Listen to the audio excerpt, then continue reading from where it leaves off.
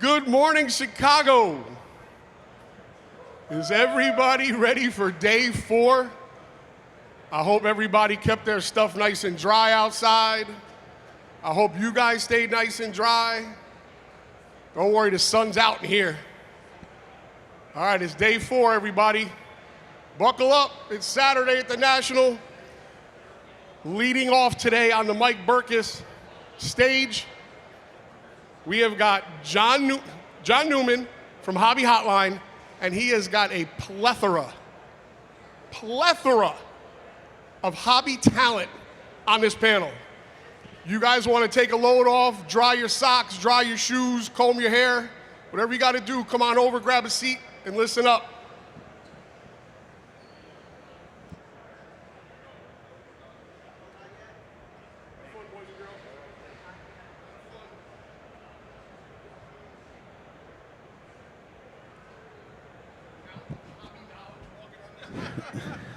All right, Paul, thank you. Paul's been doing this, like you said, 4 days here, doing great work with the intros. We appreciate them. Again, my name's John Newman. I'm from Sports Card Nation podcast, which is a every Friday show. It's an interview show. Every other Monday, Hobby Quick Hits. And they've been with Hobby Hotline since its inception, and I think late in 2019. We've had over 40 different people be part of the show over the last 7 years. A lot of great names, and I think we have 15 folks now still involved with the show. So this is about half of our normal cast up here on stage with me. So I'm going to shut up now, and we're going to go this way and have each host here introduce themselves and what they do outside of Hobby Hotline. All right, is this on? Got to check. All right. I'm Chris Harris. You may know me as Stelgum on Twitter. I'm also one of the guys behind Baseball Cardpedia, and I've been part of the Hobby Hotline crew since shortly after the pandemic, so I wasn't a charter member. I'm not keeping track, Chris, because there's no pension. I think I am one of the more tenured hosts here, and I just want to say I'm digging this layout here with these simulated Naugahyde chairs. A little more comfortable than what we've had before. So we made it. Yeah, we're big time now.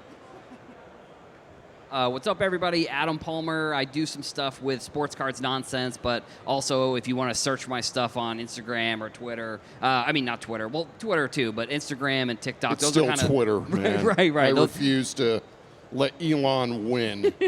Those are the main platforms. Just search Adam Drew Palmer, you'll find me. I was one of the hosts. I think my first episode was episode 100, and I think now we're at either 400 or this might be the 401st episode. So it's really cool. My favorite part about coming to one of these shows is seeing everybody on the panel and seeing all these guys for the first time. And, Lauren, sorry, I didn't mean to say, just guys in general, but... But yeah, I almost did it again. Seeing everybody at the show. It's one of my favorite parts. So yeah, thanks, appreciate it. I am just thinking. I don't know. Okay, it is on. Okay, I'm Brody the Kid. I'm on Twitter at BrodyTK, host of the Daily Rip, and Brody the Kid 1 on Instagram. Doing all sorts of videos here at the National. If you're looking for some fun stuff while you're here, check out my pages.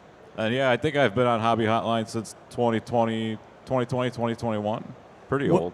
All I know is when Brody started on Hobby Hotline, he was about half as tall as me. And now I look up at him. So I think I'm shrinking and Brody's getting taller at the same time. So I agree with that statement. I'm Lauren. I go by Lauren Goes Here on Instagram mostly. I do hand-embroidered cards, so a little bit of card art. That's kind of my main foray into the hobby. And my husband and I are also dealers, and right now we're like 95% wrestling, so that's fun. And I love being on Hobby Hotline. This is a really fun opportunity and great people. I get to meet people in different sectors than I would if I was just doing dealer stuff, so yeah. Hello, my name is Tony DiMarzio. I'm the new kid on the block, I guess, for Hobby Hotline. I'm a collector pre-war, 1968 Topps 3D, and Steve Jeltz. So if you ever have a Steve Jeltz card you don't want, please send them my way. If you don't know who Steve Phillies Jeltz legend, is, Steve he's the greatest Jeltz. He's the greatest French baseball player ever. He's the GOAT. But seriously, I'm seeing a lot of friendly faces here. Mookie, you can't leave. You have to sit down. But seriously, thank you for coming out, and it's a humbling experience to be up here with these fabulous people here. My name's Victor Roman. I've been on Hobby Hotline now, I think since 2021, somewhere in there. I have a YouTube channel, Victor the Rookie Card Specialist, where my emphasis and focus is on classifying and identifying what a true rookie card really is. I can be found on any social media platform at true_RCS. The one thing I forgot to mention when I first started were Saturday mornings, 11 a.m. Eastern, 8 a.m. Pacific. We are on the For Collectors channel on YouTube. We do have a Hobby Hotline YouTube. That the episode goes on there Tuesday after Saturday. But if you want to catch us live, the For Collectors channel has been gracious enough to host us live. And it's been about a year because we kind of made the switch around this time last year, around the National. So probably in a couple weeks it'll be a year on the For Collectors channel. It's been pretty good for the most part. So Saturday mornings, 11 a.m. Eastern on the For Collectors Network. Or you can just go to Hobby Hotline YouTube and catch it whenever you want if you don't catch it live. So again, I'm blessed to work. We've had 40 hosts over 6 or 7 years of the show, and that's not always been easy. But we're still alive and we're still kicking, and happy to say so. So I guess we'll start off with just a general question, right? It's Saturday. We got today and tomorrow left here at the National in Chicago. Just some thoughts, some interesting things maybe you've seen so far during the show. Whoever wants to go and chime in. Is it just me, or is just the National, like, even for 5 days, just too big now that you can't really see everything? It is big, but I don't know about too big. It is getting bigger and better This every is year, the first time I've been upstairs here in 4 days, and I didn't even make it up here last year. Same. So You got to walk faster. That's the thing. well, yeah, but I mean, even just downstairs. I mean, they've opened up, I think, all 6 wings downstairs, where maybe like 10 years ago they only opened up 4. I remember when it was a big deal when they opened up that red carpeted area in the back. Oh, we're big time now. They opened up an extra wing, and now look at us now. 2 floors. It has gotten bigger. Even up here, it can get a little tight where the dealers are. But, as the hobby grows, right, and expands, I think this show is growing and expanding with it. And other shows that are at the National as well. We're seeing the influx of smaller shows getting to be bigger shows. And I just think that's just... kind of goes along with the growth of the hobby. Yeah, we'll be back here next year in Chicago, and then I think we're going to Detroit, and then it's back here in Chicago. So I'm very interested to see where this show can go after that. Like, what are the plans? Because, I think that they have unlimited amounts of people who are on the wait list trying to get a table. So if they were to continue to expand, I mean, maybe the opposite of what your point was potentially, but like if they could continue to expand, and I don't know if there would ever not be some sort of wait list for people that are trying to get in and be a vendor. So I definitely, it's encouraging to see this top floor as busy. Like like imagine this top floor that we're on now, but like everybody that's here, but going down 2 rows of tables. That's what it was like last year. And this year we are seeing, they've got the Sports Cards Nonsense booth, we've got the eBay booth, we've got TikTok Shop, you got Lids has a booth over there. I mean, there's corporate booths as well as tables on this second floor. And behind us, I think this is where the TriStar is, right behind us. Yeah, so like if they find maybe another spot for that, they could open up this whole area, and then who knows, maybe the main stage will be on the roof of the convention center next year, and there'll be some sort of escalator. They'll put in a third escalator, and everyone will have to watch the show by going up to the roof of the show. No, yeah, I kind of agree with you, Chris. Like, it is really big, and it is hard to get through everything. But one thing that's nice about it is, like, I really look at, like, the 2023 and probably last year as well. There were so many times where it was so crowded downstairs that you could hardly move. And I haven't noticed that as much this year, and I think that's really because you got so many people up here. You got this. I mean, this could be its own convention by itself. Yeah, the one thing, hey, shout out to the National, right? How many years have I been here? And it's hot, right? And you're sweaty. It's cold in here. But given the choice of the two, right, I'd rather be a little chilly than, sweating, what off. So, it's been nice. The comfort level, I think, has been better. I think the Wi-Fi, some of the past Wi-Fi issues seem to have been cleaned up. So, kudos to the powers that be that making, improvements and enhancements on the show experience. Yeah, I'd like to share, John, and I've said this before, and I have a very biased opinion because I live in the region, right? And I know that a lot of people want to see the National go to a different location, but I'm of the opinion if we sit back and take a big picture view of what's really happening here, not just this convention center, but this entire town of Rosemont, Illinois is strategically and logistically designed for this type of event. And I don't know any place else that can really give us the comfort features that Rosemont, Illinois can give us. Not only that, I know of one on the East Coast. You go back, Atlantic City. You go back after the show, you have so many events with trade nights and that sort of thing, and you go to the back of the garage where you have an entire entertainment district with live music and countless restaurants, and it's just the whole entire thing is just so perfect, in my opinion. And so I'm really grateful for what they've done. I know you shouted out the NSCC, but that's our skilled union labor force that gives us this wonderful AC unit. So, Victor, on that note, my first national was Atlantic City, 1988.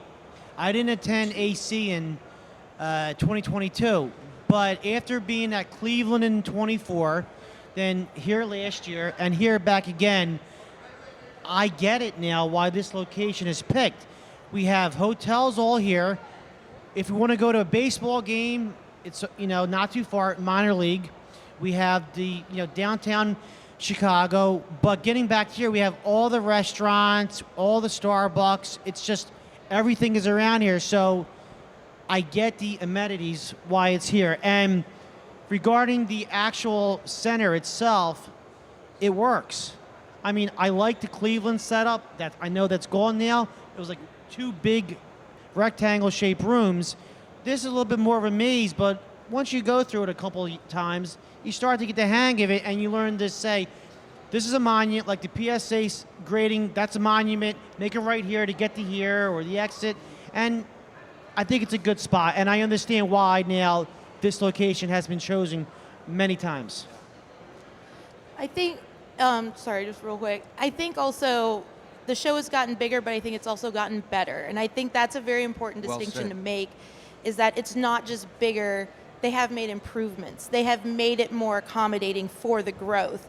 And they have an international section over here. And change is hard. And, I understand that this hobby is rooted in a lot of history and legacy. But the National is really trying to cater to those changes and the growth and the diversity of the hobby, and I think that's important, and I think it reflects in the show this year. I think in just the last 2 years, they have really made great strides to modernize the show and still respect the legacy and the people who have been here since the start, because that's just as important as the new blood coming in. And I think that they're doing a really good job at managing it. I know some of the companies can't keep up. PSA and Beckett are not taking submissions anymore. I think day 2 they stopped. They can't keep up. And I think the National is doing a good job at gauging the needs and where they want to go and where we're expanding to. And I think that's a good thing. It's not just bigger. I think it is better in most regards. I've gotten bigger, but not necessarily better, just to piggyback off what Lauren said. But I kind of real quick, just it made me think, like, I like each one of you, and I'll start. You can pick the same answer as someone else. Pick a city other than Chicago that you actually would like to see the show go to. And it don't have to be like in your neighborhood necessarily. Like, I'm not going to say Syracuse because number one, it's not even a chance ever of happening. But I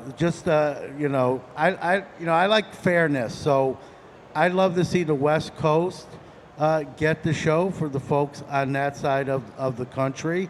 So I'm gonna pick Seattle. It's a sports town. They have hockey now. They obviously have baseball. It's a great. Maybe rains a little bit. I've never been there, but that's what I hear. But it's it's a sports town. I'm sure they have. I know they have a convention center. So maybe it's a little selfish. It'll cost me some money to get there, but I've never been to Seattle. I'd like to go to Seattle. So I'm gonna propose Seattle. I know what Chris is gonna say right now, but I'll still let him say it. Atlantic City. It's not as bad as you think it is. Is that their city motto? Atlantic City, not as bad as you think it is. Well, we're going to Detroit. I mean, come on. They cleaned up Detroit, is from everything I've been reading. I've never been there. I still either. think that pile of mud and water on the sidewalk on the way from the parking garage to the Atlantic City Convention Center is still there. That pile of mung. Well, it's legacy. It's legacy mud. They have to keep it there. They have no choice. I think probably either Vegas or Denver, maybe. I mean, I know Denver has one of the bigger airports in the country, so I could imagine that would mean they probably have some sort of convention center that could hold us. But Vegas is, they're kind of similar to us, where they have, or it's us is in this area where they have the big convention centers that could host an event like this. Those would, in my opinion, I've also never been to those two places, so maybe that's why maybe it's a little bit of a selfish pick there. Yeah, I don't think anyone else is going to pick this one because there's probably not a convention center there. But if they want to build one, the Quad Cities in Iowa and Illinois, I don't even remember all 4 of them, but I know one of them's Davenport. That'd be really cool. It'd be right next to the Mississippi River. I've been there. There's a lot of cool stuff to do there. So if it's in Quad Cities, does that mean there has to be 4 shows? No, they just kind of call all of them the Quad Cities. Kind of break it up. If You they have wanted the to do vintage 4 people shows. in Davenport, the modern people in Moline, Yeah, that's not a bad idea. the TCG people on another planet, and yeah. Could be Chris's interesting. answer is segregation for the National. I'm sorry, Chris. I think I'm going to do completely opposite answers. I live in Florida, and I think the Southeast is kind of yearning for a really good staple show. So Orlando, I think, would be great. Also, for families, it's cool. The kids can go to the water park at Disney while you go walk the floor, dads, and then, the next day when they're a little bit more mild-mannered because they're exhausted from the sun, they can come with you and you can enjoy Pokemon together and whatnot. But so Orlando, I think, they have a great convention center. It's very similar to Rosemont in that there are hotels that you can walk to, and it's a very good location. And then also San Diego, which I know that's really shooting big, but that convention center is incredible. Also in the downtown area, lots of hotels, lots of dining. The Padres are there. it's a great city. So yeah, those are my two. So originally I was going to say Atlantic City also, but then I'm thinking, I live in Philadelphia. I'm not going to drive to Atlantic City because it's going to be difficult getting in and out, traveling the 60 miles. So I'm going to have to pay for a hotel in a casino. So other than saving the airfare, so I think a place like Chicago, Orlando, or some city that has amenities and everything else around it, the entertainment, the restaurants like this, but closer to the East Coast. You know, in Atlantic City, there is a train station that's next to the. I was waiting and for him to you mention can the stay train. in Philadelphia and commute. I'm just saying.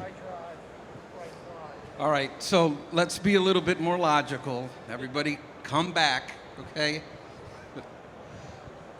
Being centralized within the United States is the most fair for all travel, okay? I got to give credit to Stacking Slabs, who did a very detailed episode recently on this exact topic. And it might be biased, but we're both from Indiana.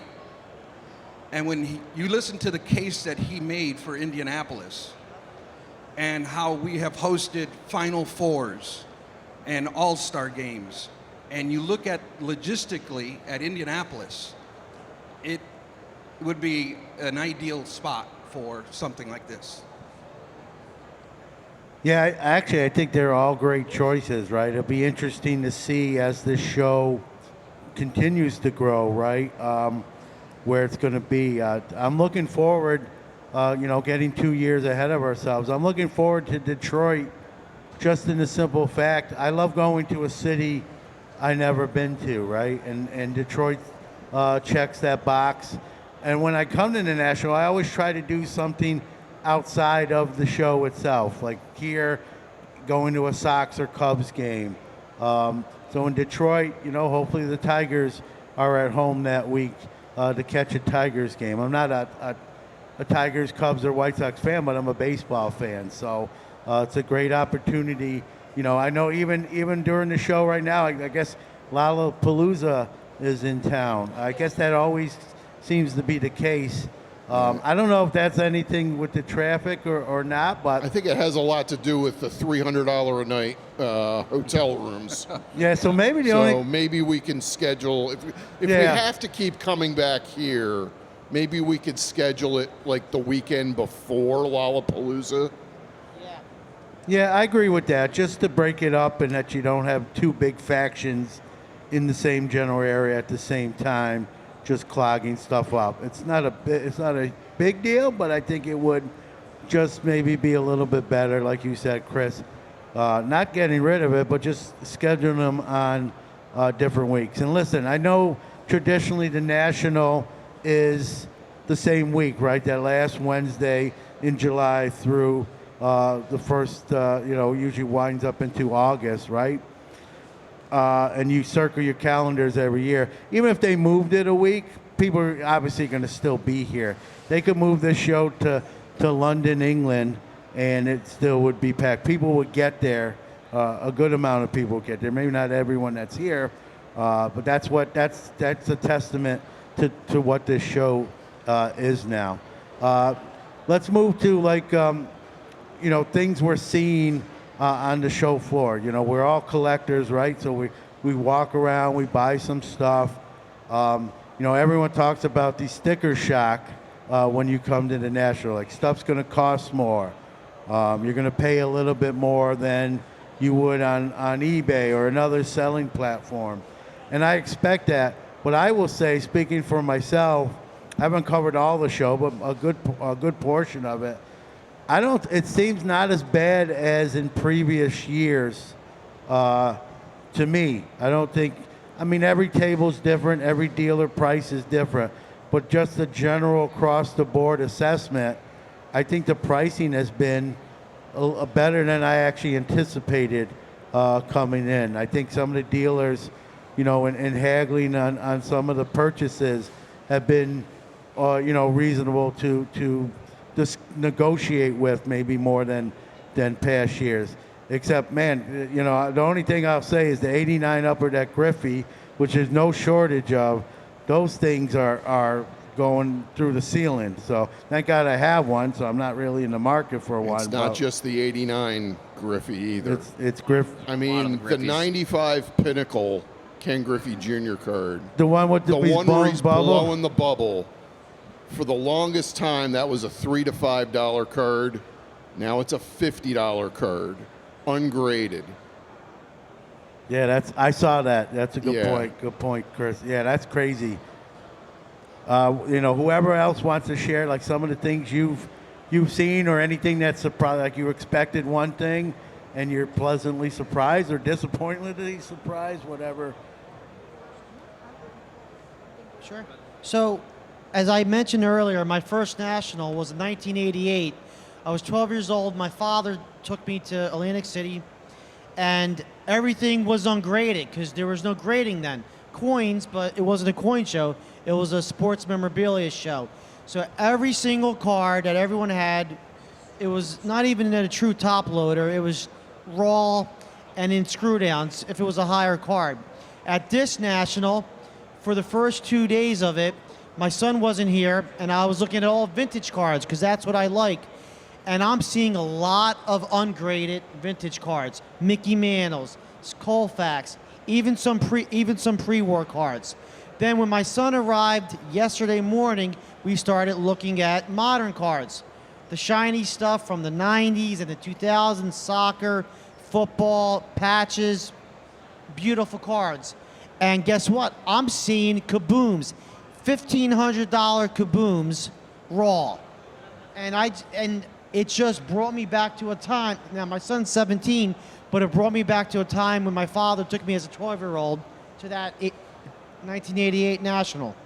Just something unusual, and I was not expecting this. You just wanted to say kaboom. I get it, Tony. And downtowns. Kabooms and downtowns. Kaboom is more fun to say Now- than downtown. Now, Doesn't have the same. Now, precious metal gems, which I'm into a little bit now, those are not ungraded, but everything else. Yeah, I mean, I think what you were saying about Griffey, I think, is really interesting because I think overall Griffey is sort of becoming like Michael Jordan in the hobby, where all of his cards, it doesn't matter if it's a random insert or if it's one of his base cards, it's every single card of his is kind of becoming more prominent, and people want those cards because Griffey is sort of in that same, or he's obviously going to be older than Jordan, younger than Jordan, sorry, but in terms of like hobby wise, but like we're seeing him become like that. And then also to the point of at the show, I think the industry and people at booths are just becoming much smarter. There's much better information. There's much better tools to price those cards. So like in years past, you might have people walk up to a booth and they look at the cards and they don't know what the prices are. But like nowadays, someone walks up to a booth and if your card is $300 overpriced, someone's just going to walk right by it. They might try and tell you that the comp is wrong, but some people just don't even want to change their comp. So it's really,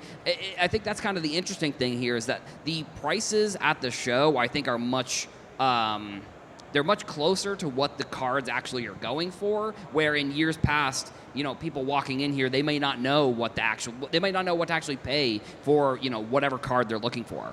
Adam, you just brought up it's just something that just resonated with me because Wednesday and Thursday, I'm watching people trying to use VCP to look up pre-war and post-war cards. And VCP doesn't track ungraded cards. So then they went on and they downloaded Card Ladder. I've been seeing this. And when they did that, Card Ladder, and this is not a promotion for Card Ladder. I'll promote it. It's Card Ladder. Download the app. But Card Ladder allows you to search for graded and ungraded cards. And that was cool because with the raw cards, it just fascinated me. Are you a Card Ladder shill? Are you a Card Ladder shill? I shill my own stuff, which I don't really have. Steve Jeltz, I shill. I am a Card Ladder Shiller. Yeah, me too. I was going to say, I am too. Shiller. Unpaid. I will shill Card Ladder all day. Since we're talking about them, though, I will say They have the best stuff that they're giving away every day. It's something different. That's why I have the hat up here. The deodorant, Christina, it's her brilliant idea. She did it last year. It's a very, yep, she signed it. Yeah, he's got a very unique That is one, a game used, what is that, deodorant? It's not used, it's just signed, right. It's not game used, but it is autographed by Christina, which is the most important part. Heck, so that's cool. And yeah, get there early because I did not get a hat yesterday, but thanks to Lauren, I got one today. So I'm not hatless, although I have my own hat. But now I can wear my card ladder hat at my shows that I do locally. It is a good point, though, Tony. I've noticed we've seen more raw cards than traditionally speaking. So this is open to anyone who wants to jump in here. My thought is, how much of that is due to what's going on with the number one graded card company, PSA, and not taking the lower levels, the 14 million card backlog. Just people don't want to wait to get their cards graded. I was talking to a dealer, and he says, he's got a lot of cards in that he wish he would have had them back for this show, and he's like, I almost have to turn in cards now, so I have them for next year's national maybe, but then I don't want to pay $85 or $80 either for a good portion of them. So, how much of this raw card explosion, if you will, you think is related to what's going on currently? There is a raw card explosion, is there? I just coined that, and you owe me $1 for saying it. Yeah, the state of grading is really concerning to me. I don't think it's going away, and I don't think there's any easy answers. All I can do at this point is be patient, but also trust, I guess to a certain extent, the powers that be, that they're smarter than I am. And I think they'll eventually, some way, somehow, figure it out. Yeah, I mean, Wednesday, they graded more cards on Wednesday, the sneak preview early access day, than they did the whole national last year. And I mean, I'm actually sort of surprised that people are surprised that that's going on, because when you're grading a card, most of the time you're seeing an increase in value if you're getting a high grade on that card. So, and that in theory, that's one of the main reasons for grading nowadays. I think maybe in years past you want to get cards graded because you want to keep them in slabs, or you want to keep them in being there. You want to keep them protected. Now there's a lot more value it's more of a value-based service than it is maybe a protection-based service. But actually, I have a question for Brody. So, as a youth here at the show, what has been your you've been coming to the show. I remember I met you, and you were probably like this tall, and you came up to me and you gave me one of the wristbands, and that was like super cool. It was really nice to meet you then. And that was probably back like 2019. So for kids at the show, what's been some stuff that you have seen that's really kind of changed, or some of the cool stuff maybe just you've seen at the show as you've been coming to the show throughout the years? Pause. Well, since you mentioned kids, there are a lot of kids here. I will just mention that. But also, I think something I've noticed is a lot of the dealers, a lot of times you see dealers that specialize in certain sports. A lot of booths I go up to, and they've got everything. They got baseball, basketball, football, hockey, wrestling, entertainment, all the stuff. And then they might have vintage stuff, modern stuff. They might have boxes. And I feel like that's something I didn't see as much in older shows. Yeah, that's a great point, Brody. I do know some of the dealers, from coming to the show every year. And the one thing I've noticed is exactly what Brody just pointed out. Some of these sports card dealers who have added Pokemon to their repertoire, have a case or two of Pokemon. Chris, you're not making a lot of friends. It's called the National Sports Collectors John, it's called Convention. Pokemon. It's not Pokemon, it's Well, Pokemon. that shows Not you what the I know National about Pokemon collection. Pokemon. Right? Did I get it right? All right. But Pokemon. I'm seeing dealers that have never gone into that space now expand their inventory and carry it. I'm a dealer, not here, but at local shows in New York, and I've had people ask me like, "Are you ever going to add Pokemon to your repertoire?" It's not going to happen. I just don't know enough about it. Yes, you can learn, but I'm a sports guy. Charizard doesn't hit home runs, so I'm not. Again, to each their own. But I won't have enough passion for it to do it. So I'm not gonna.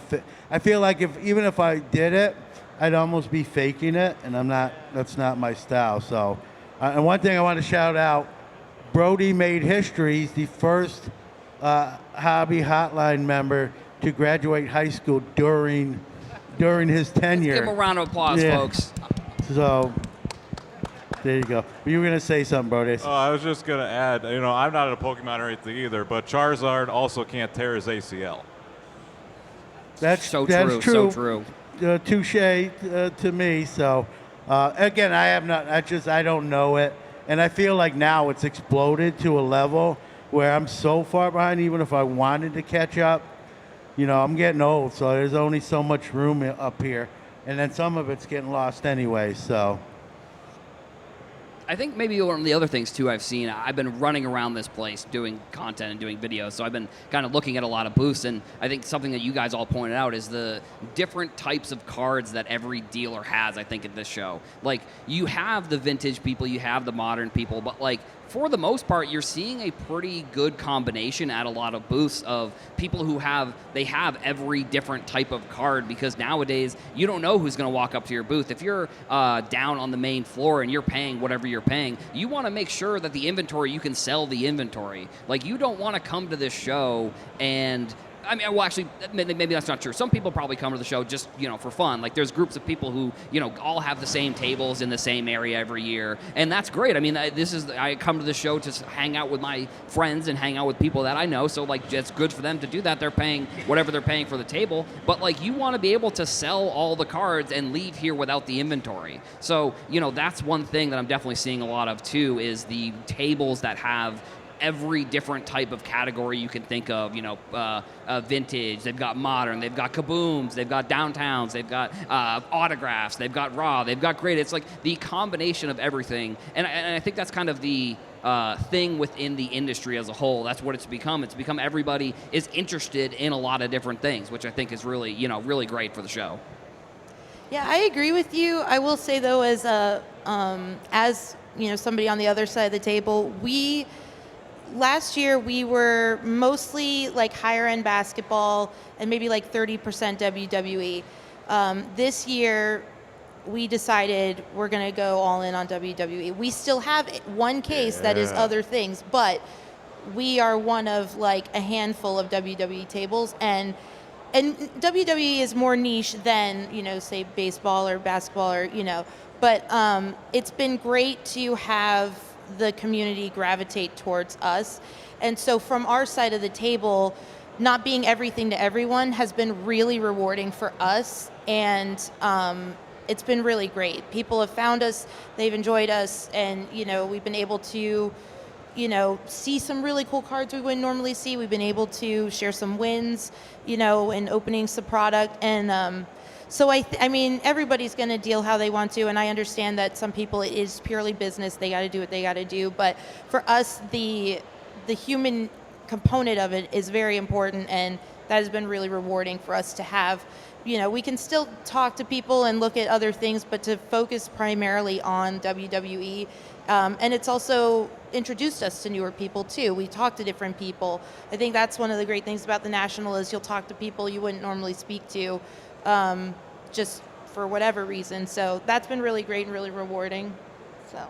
So it seems like you have adapted, with your inventory. I'm seeing other dealers adapt it, like what you said.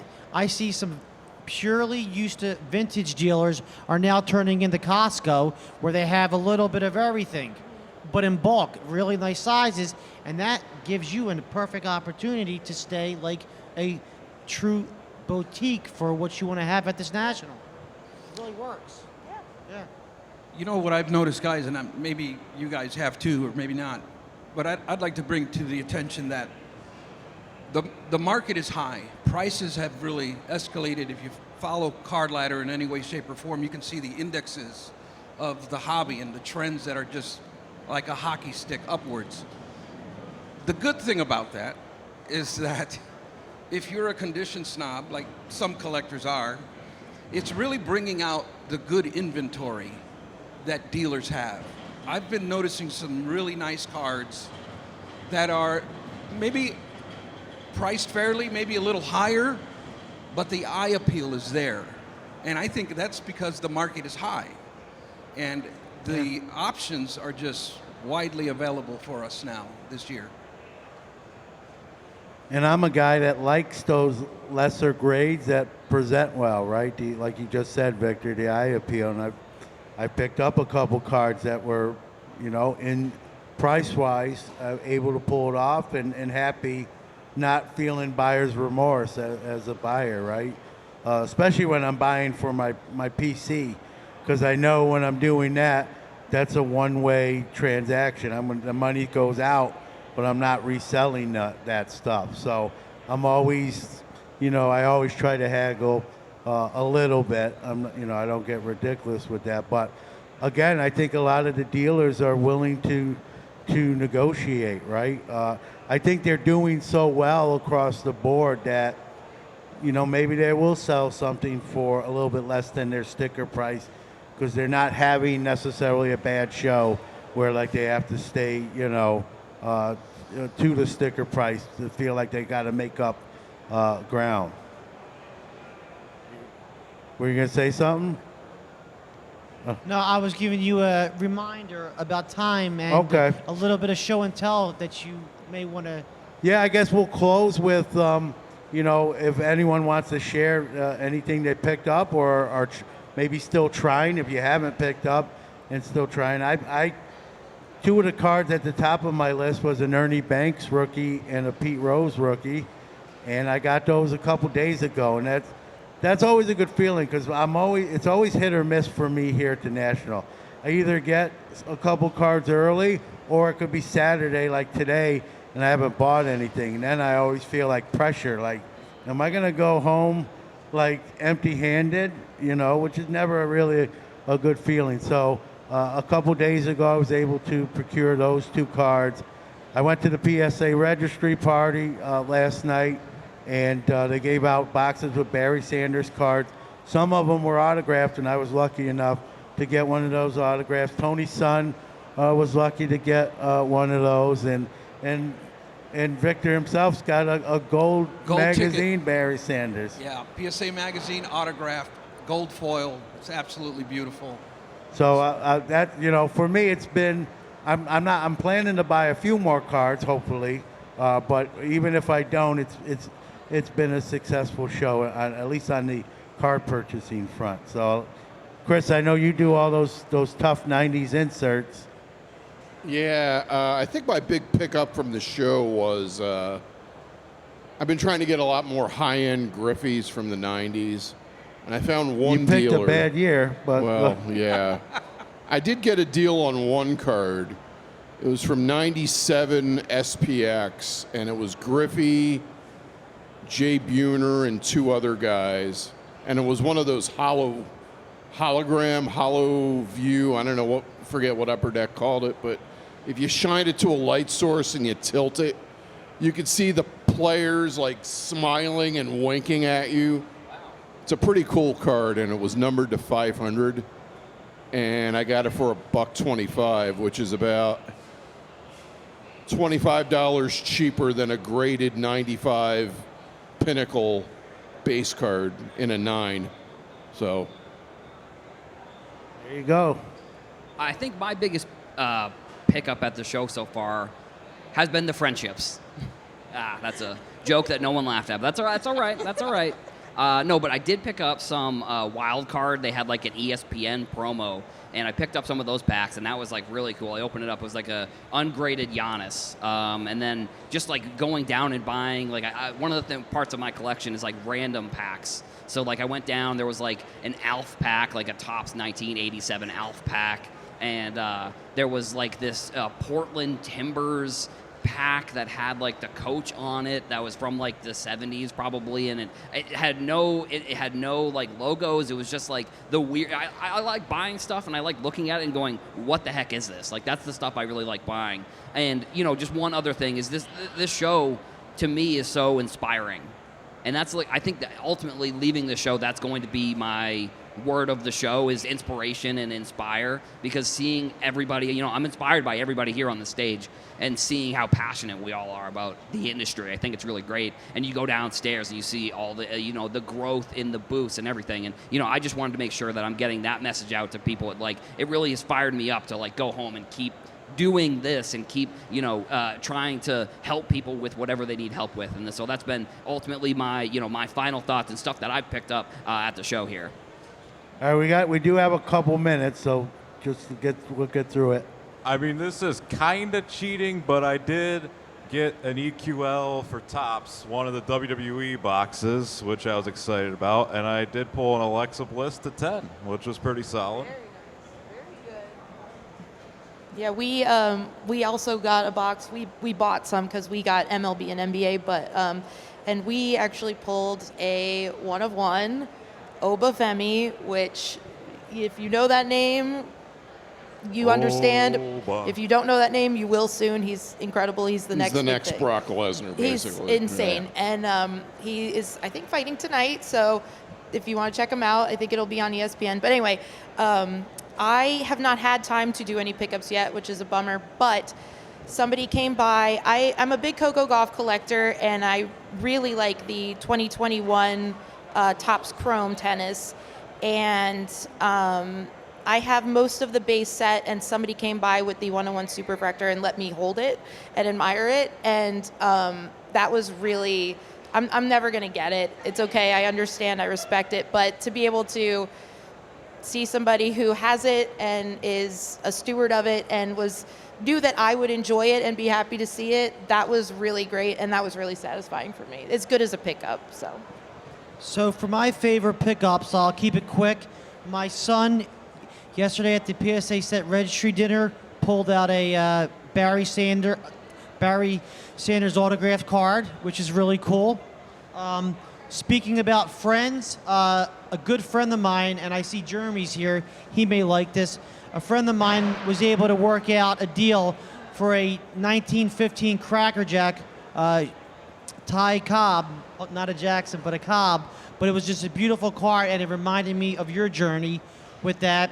And for me, a friend of mine made T-shirts, and this is my favorite set, 1968 Topps 3D, and this series of the shirts are called the backs because not enough people appreciate card backs anymore like I did growing up. So this is the actual back of a card that my friend owns.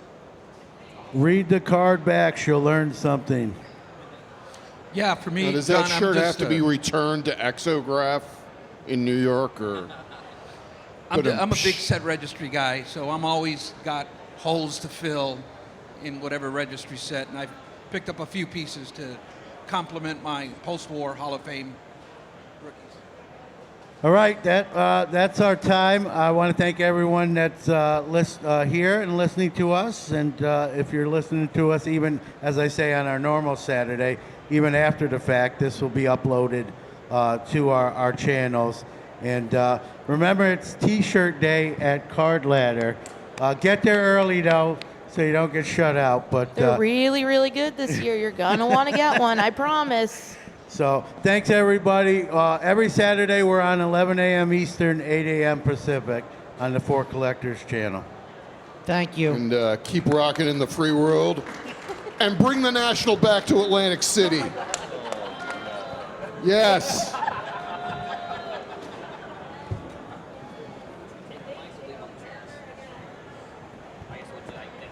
think we'll take